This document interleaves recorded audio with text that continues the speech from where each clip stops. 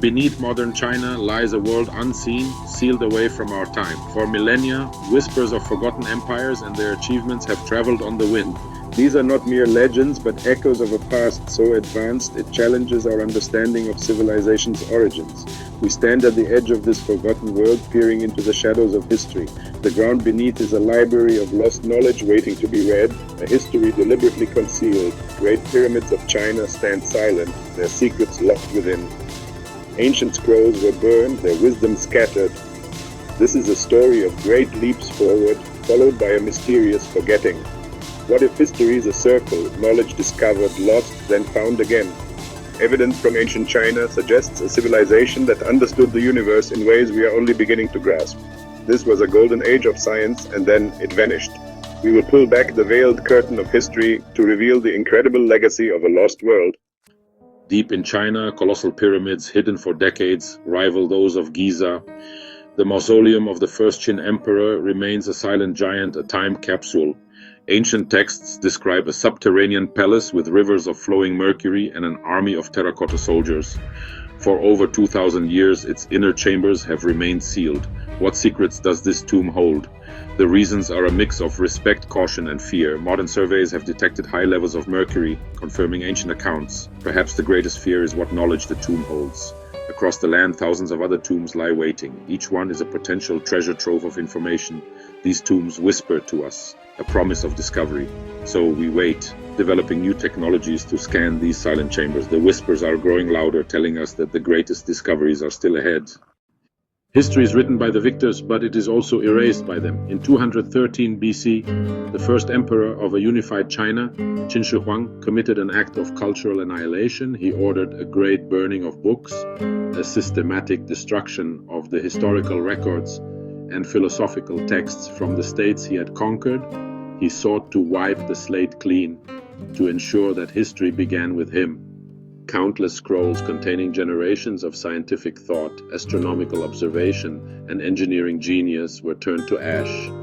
It was a bonfire of the human mind, and its smoke has obscured our view of the past ever since. Imagine the knowledge that was lost in those flames. Treatises on mathematics that may have predated the Greeks. Manuals on metallurgy detailing alloys we have yet to rediscover. Philosophical texts exploring the nature of the universe with a depth we now associate with quantum physics. This was not just an act of political consolidation, it was an act of intellectual theft from all future generations. What we have left are fragments, quotations in later texts, and scattered references to what once was. We are like archaeologists trying to reconstruct a magnificent temple from a handful of scattered stones, knowing that the original blueprints were deliberately destroyed. The Great Burning was not an isolated event. Throughout Chinese history, dynasties rose and fell, and with each transition, knowledge was a casualty. Invading armies from the north, like the Mongols, destroyed imperial libraries. Internal rebellions laid waste to centers of learning. Emperors, fearing the power of independent thought, censored texts and persecuted scholars who dared to explore forbidden subjects. Knowledge became a dangerous commodity, something to be controlled, hidden, or eliminated. The science that survived was often the science that served the state, calendars, weapons, and fortifications. The more profound, more philosophical science was driven underground. This deliberate erasure has created gaps in our story, vast blank pages in the annals of human achievement. It forces us to ask a critical question: is our current timeline of scientific discovery correct, or is it simply the story of a slow rediscovery? The echoes of this erased knowledge tell a different tale. They hint at a world where ancient inventors created seismographs to detect distant earthquakes, where astronomers mapped the heavens with incredible accuracy, and where doctors practiced medicine based on a holistic understanding of the body's energy. These were not primitive guesses, they were the products of a sophisticated scientific tradition, much of which was intentionally wiped away. We stand at a crossroads where myth and science meet. The stories of ancient China are filled with fantastic elements, dragons, immortal beings, and masters who could command the elements.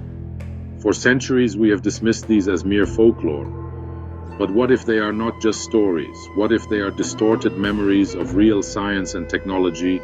a science so advanced it appeared magical to the uninitiated? What if the legends of alchemists seeking immortality were actually accounts of early biochemists exploring the very fabric of life? This is the tantalizing possibility that drives our journey forward. We will venture into the realm of what was once considered forbidden.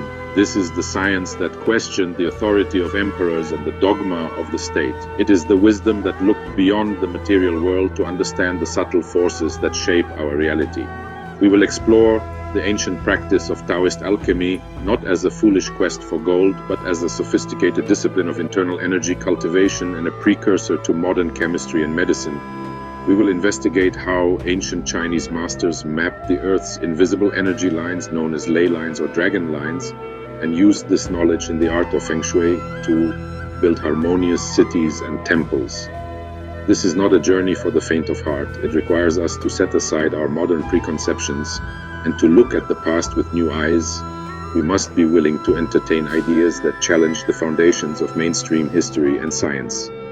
We will examine ancient artifacts not as primitive curiosities, but as pieces of a forgotten technological puzzle.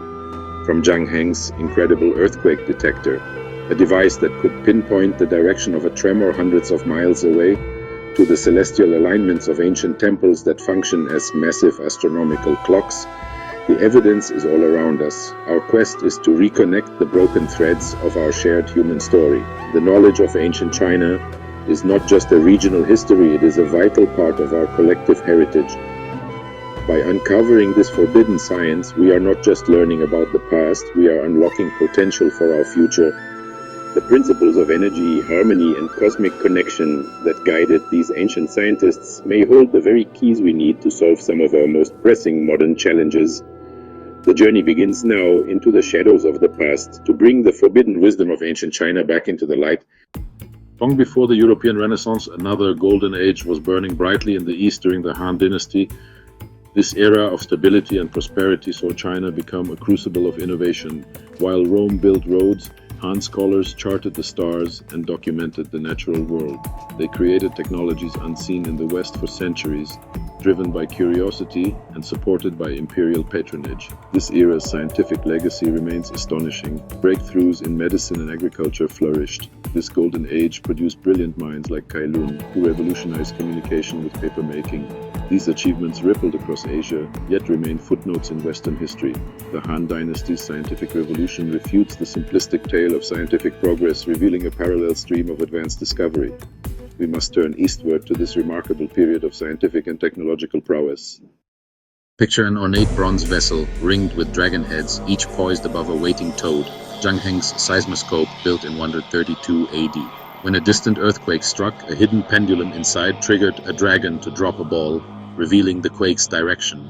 Centuries before modern science, Zhang Heng's invention was a triumph of reason, transforming earthquakes from omens into measurable, actionable events. Zhang Heng mapped thousands of stars and imagined an infinite universe. Centuries ahead of his time, he built the first water-powered armillary sphere, reforming the calendar and synchronizing the empire with the cosmos. By seeing the universe as governed by natural laws, Zhang Heng shifted humanity from myth to science. The Han era birthed marvels like the south-pointing chariot, using differential gears to always indicate south, long before Europe. Han engineers revolutionized daily life with cranks, water wheels, and advanced metallurgy, sparking an early industrial age. Their mechanical ingenuity laid the groundwork for centuries of innovation, much of it lost but never forgotten. Han inventions cast in bronze, written on bamboo, woven into daily life, were built to endure. Yet war and chaos erased much knowledge, leaving only fragments and legends of their genius. The Han legacy reminds us science is fragile, and its heights can vanish if not protected. In ancient China, the emperor's power was tied to the heavens. Astronomy was both science and statecraft. Court astronomers charted the skies with unmatched precision, their records guiding rulers and surviving millennia.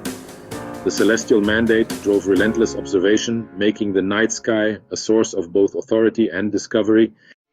The ancient Chinese did not just observe the heavens with small instruments, they built the heavens into the very foundations of their most sacred structures. Across the vast landscape of China, temples and imperial complexes were designed with a hidden purpose. They were not only places of worship or governance, many were also giant astronomical devices precisely aligned to track the movements of the sun, moon, and stars.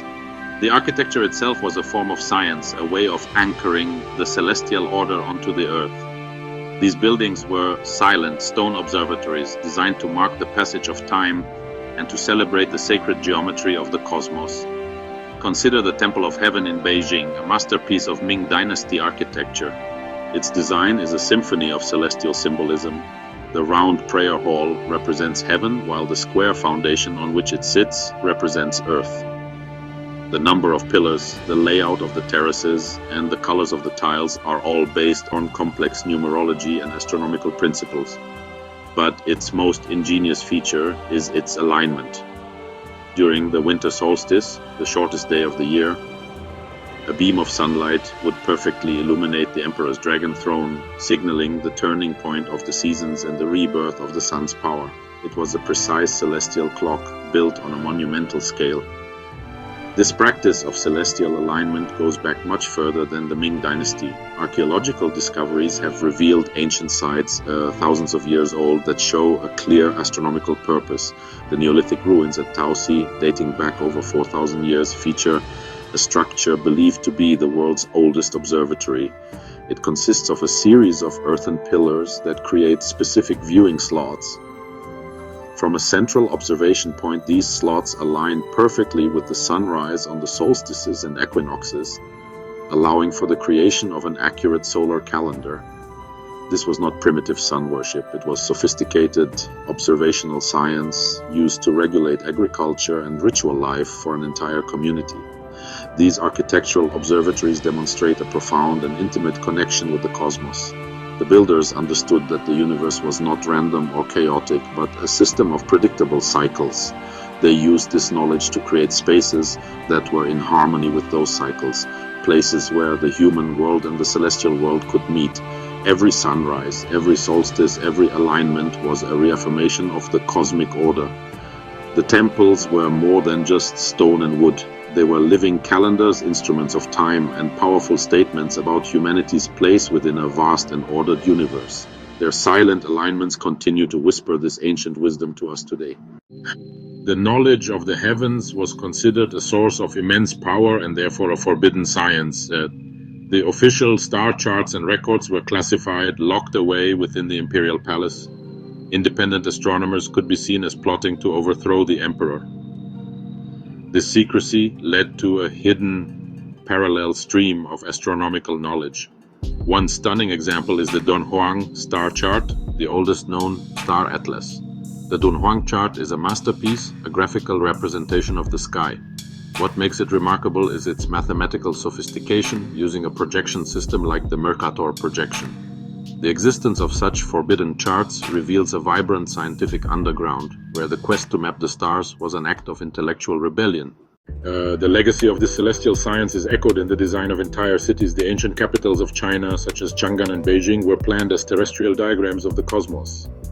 The city was typically laid out as a perfect square, aligned with the cardinal directions, reflecting the ancient Chinese idea of a square earth.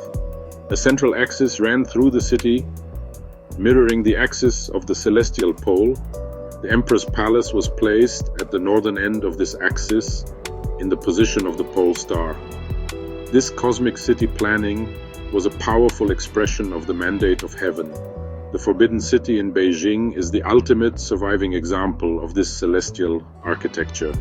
When we look at the layout of these ancient cities today, we are seeing the echoes of a deep scientific and philosophical tradition. We are seeing a worldview where there was no separation between science, religion, architecture, and governance. This ancient wisdom challenges us to think differently about our own cities. Beyond the imperial court, another path to knowledge was being explored. This was Taoist alchemy, a discipline often misunderstood in the West. It was a sacred science dedicated to understanding reality and transformation. The Taoist alchemist was a philosopher and mystic seeking harmony with the Tao. Alchemists believed the cosmos was born from unity, separating into yin and yang. The alchemist's work was to reverse this separation, guiding elements back to unity. This was true transmutation, transforming the essence of a substance to a higher state. Their laboratories were sacred spaces, with every vessel chosen for its properties. The goal was to create the elixir of immortality, a key to transcending the mortal world. The alchemist's secret fire was a symbol of transformative power. The early Taoist alchemists focused their efforts on a practice known as Waidan, which translates to external alchemy or the outer elixir. This was the branch of alchemy most concerned with physical substances. It was the painstaking art of creating a powerful, life-altering substance in a crucible, something that could be ingested to bring about radical transformation. The ultimate goal was to concoct the legendary elixir of immortality, a potion or pill that could halt the aging process, cure any disease, and elevate the practitioner to the state of a jian or an immortal being. This quest captivated some of the most powerful people in China, including numerous emperors who dreamed of ruling forever. The ingredients used in Waidan were often highly toxic by modern standards. Mercury and arsenic, prized for their vibrant colors and transformative properties in the furnace, were primary components. The alchemists believed that through their secret processes of refinement, sublimation, purification, and cyclical heating, they could neutralize the toxic qualities of these minerals and unlock their hidden life-giving essence. They were attempting to master the very building blocks of the material world, to break them down and reassemble them into a perfected form. It was a high-stakes endeavor, a dangerous dance with the most potent elements of the earth, pursued with unwavering faith in their theories. The historical records are filled with accounts of emperors and nobles who eagerly consumed these elixirs, with tragic results. Instead of achieving immortality, many succumbed to heavy metal poisoning, their quest for eternal life leading directly to an early death. From a modern perspective, it is easy to dismiss this as a fatal folly. Yet, this view misses the crucial point. These alchemists were the world's first experimental chemists. They were pioneers, charting unknown territory without modern safety protocols or a complete understanding of toxicology. Their detailed records of chemical reactions, their development of laboratory equipment, and their classification of minerals laid the essential groundwork for modern chemistry and pharmacology. Despite its dangers, the pursuit of the outer elixir was not entirely without merit. In their relentless experimentation, Waidan practitioners made countless discoveries. They created new metallic alloys, developed powerful chemical compounds for use in dyes and glazes, and stumbled upon medicinal formulas that were genuinely effective for certain ailments. Most famously, in their search for a life-extending elixir, alchemists are credited with the accidental invention of gunpowder, a substance that would dramatically reshape the world in ways they could never have imagined. Waidan was a science of trial and error on a grand scale, a testament to humanity's unyielding desire to master the physical world. As the dangers of the outer elixir became apparent, a shift occurred within Taoist alchemy. The true ingredients for immortality were within the human body itself. This practice became known as Neidan, or internal alchemy. The human body was re-envisioned as the alchemist's laboratory. The three treasures of Jing, Qi, and Shen became the raw materials. The crucible was the dantian. The goal was to cultivate an immortal fetus within the body through meditation and energy work. This internal alchemy was a sophisticated system of psychophysiological transformation.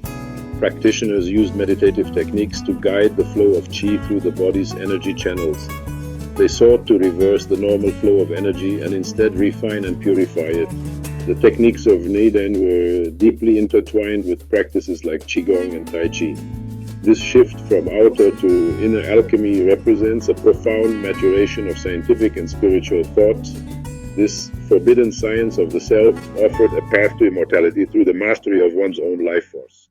The Taoist principle of interconnectedness did not stop at the human body. Ancient Chinese masters believed that the earth itself was a living, breathing organism, animated by the same vital energy or qi that flows through us.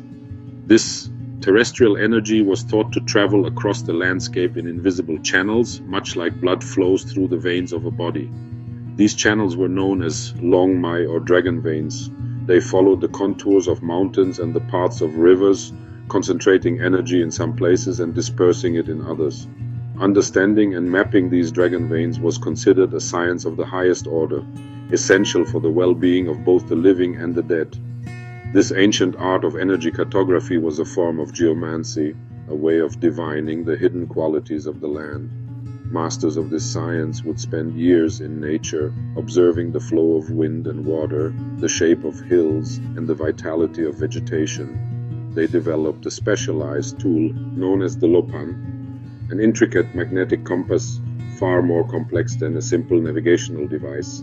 The lopan contained dozens of concentric rings filled with information about the 5 elements, the 8 trigrams of the I Ching, the celestial stems and terrestrial branches and constellations. It was a sophisticated analytical instrument for reading the subtle energy signature of a specific location. Mapping these lines was crucial for sighting important structures. A city, a temple, or a tomb built on a powerful and auspicious dragon vein was believed to prosper, bringing health, wealth, and good fortune to its inhabitants.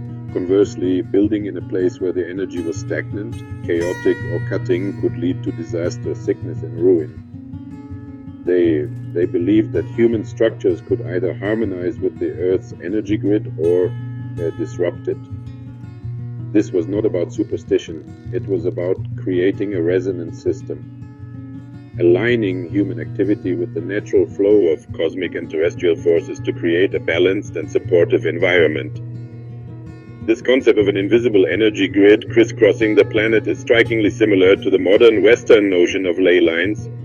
While mainstream science has yet to formally recognize these phenomena, the tradition of Earth energy mapping in China is thousands of years old and represents a highly developed, if esoteric, field of study. It suggests a deep ecological awareness, a recognition that the health of the land and the health of humanity are inseparable. The dragon veins were the Earth spirit made manifest, and by learning to read their flow, the ancient Chinese sought to live in true harmony with the world around them.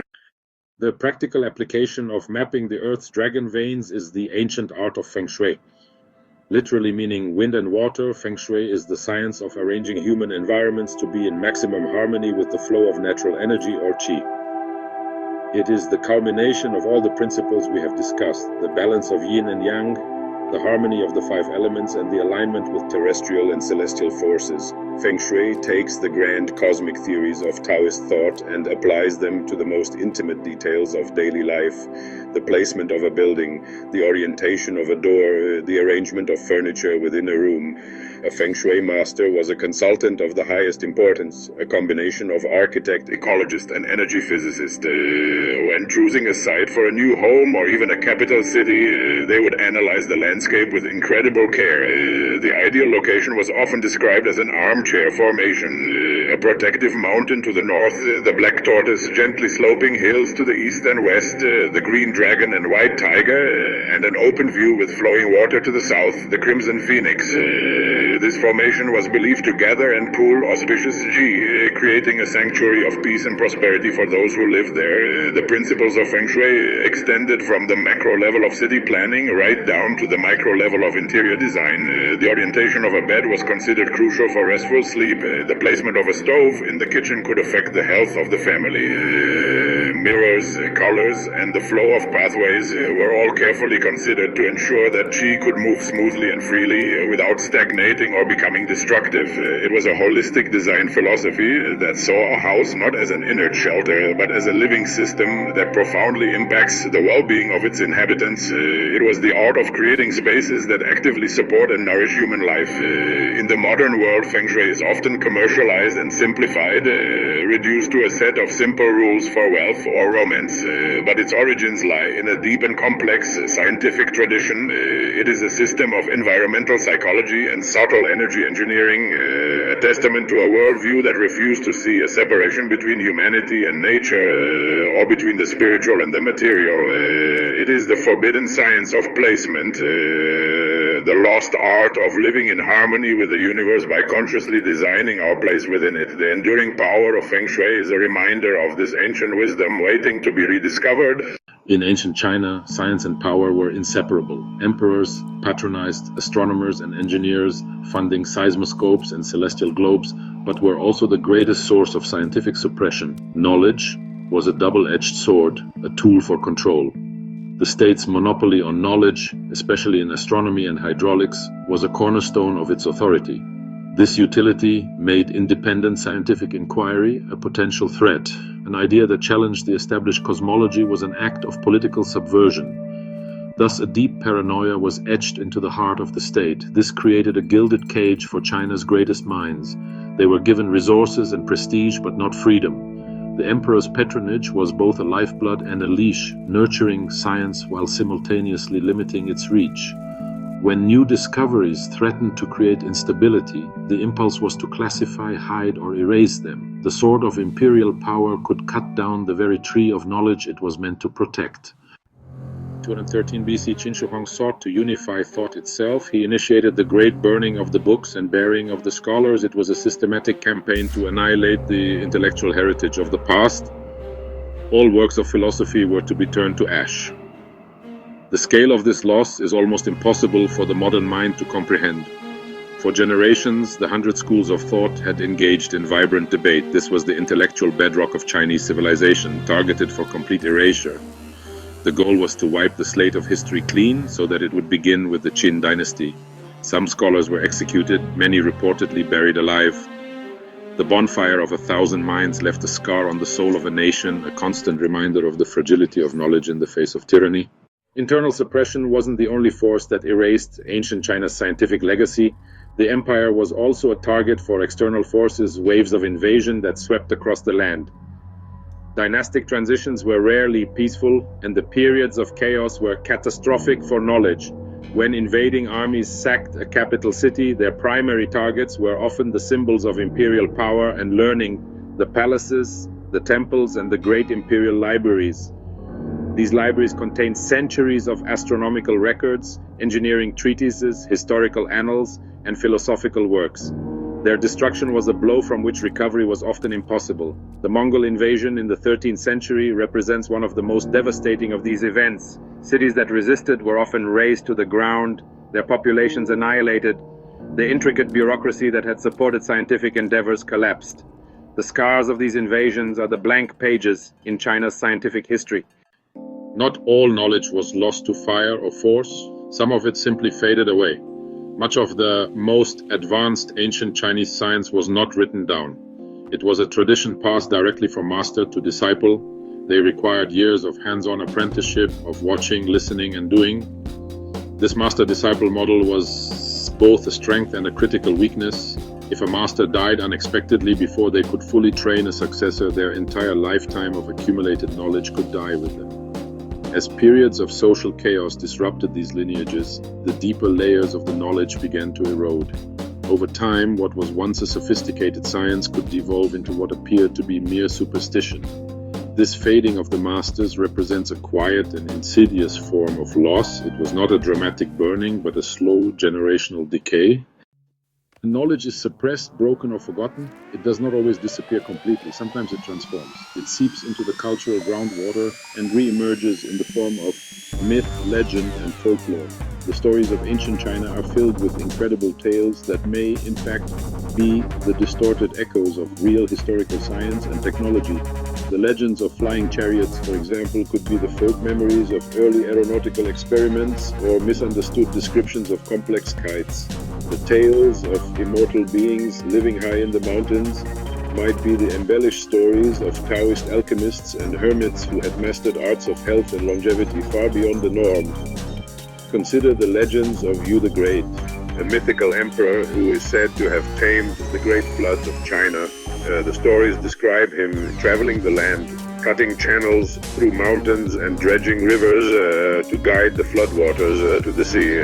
While the tales are filled with gods and dragons, they may also be the mythological retelling of a massive, coordinated and scientifically advanced hydraulic engineering project from a distant prehistoric past. The scale of the achievement was so immense that over time its human architects were deified, their engineering feats transformed into supernatural acts. The myth preserves the memory of the event but cloaks the science in a veil of the fantastical. Similarly, the complex theories of Taoist alchemy, with their talk of dragons, tigers, and golden elixirs, were already steeped in allegory. As the direct transmission from master to student broke down, these allegories were increasingly taken literally. The immortal fetus of Naden, a metaphor for a refined spiritual state, could be misunderstood as a literal quest to become a physical immortal. The science became a fairy tale. The detailed knowledge of the Earth's energy grid, the dragon veins, devolved from a complex geomantic science into simple folk beliefs about lucky and unlucky places, its underlying principles lost to all but a few.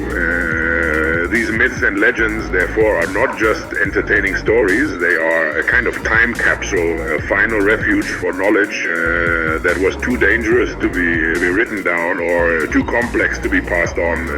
They are coded messages from our ancestors.